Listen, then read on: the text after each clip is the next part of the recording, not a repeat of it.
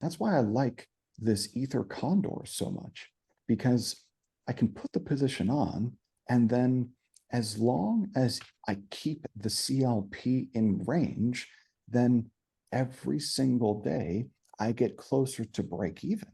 And then once this becomes profitable, especially if ETH moves lower a little bit, then this is just, it becomes a money printer.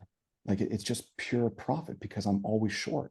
So if ETH moves a little bit lower and I'm always short, then as long as I keep the CLP in range, I'm earning this fee APR plus the funding rate yield over here, which is like an additional, $700 a month on top of 134% on 67K.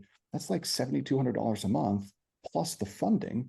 So it's like getting close to $8,000 a month. That's greater than a 10% per month return. It's like crazy good.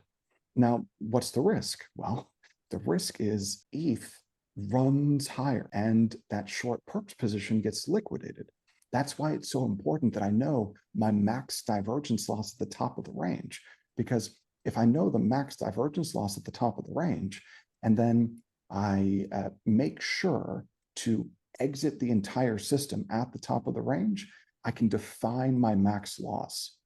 So if I had to guesstimate, I would think that the max loss, and remember, the max loss gets smaller and smaller every day the CLP is in range and funding is positive.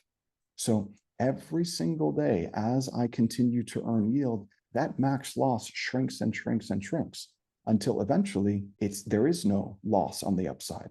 I could, ETH could rip higher.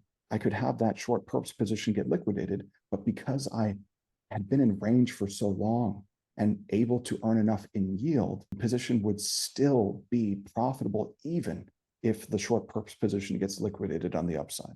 So that's the goal.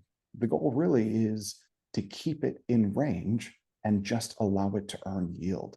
That's really the goal. So I've got a couple of hands raised. Nolan, go ahead, man. Hey, what is your next step if it goes down on the downside out of range? What do Sure. you do? Yeah, so what I'm going to do is I'm You're going going to take to, the profit from the hedge and put it back into the LP? no, I'm going to keep, so I would always just keep this hedge open. Okay. But what I will do is I will rebalance this back into range on the downside. And the one thing that I haven't quite determined yet is on the rebalance, should I compound my yield or not? I think on a rebalance, depending on how much yield I have to compound, I think it might be a good idea to compound on a rebalance. But I But have you're to, going to wait the 48 rule until it goes back in the range if it does. But like, I mean, if there's a huge downturn in Ethereum, it seems like you're just going to snuggle rebalance to the downside.